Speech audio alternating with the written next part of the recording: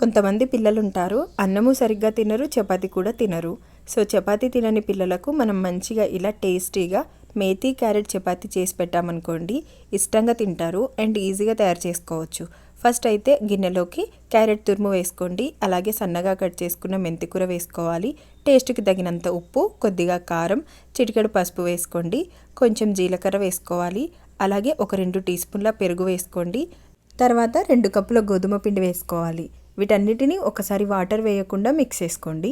తర్వాత అవసరం అనుకుంటే కొద్దిగా వాటర్ వేసుకొని పిండిని మంచిగా చపాతీ పిండిలాగా కలుపుకోవాలి. తర్వాత ఇందులో కొద్దిగా ఆయిల్ వేసుకొని ఇంకొకసారి పిండిని మంచిగా కలిపాక మూత పెట్టి 15 నిమిషాలు పక్కకు పెట్టేసుకోండి. 15 మినిట్స్ తర్వాత ఇప్పుడు మనం చపాతీ చేసుకుందాం. కొద్దిగా పిండి ముద్ద తీసుకొని చపాతీలు రోల్ చేసుకోవాలి.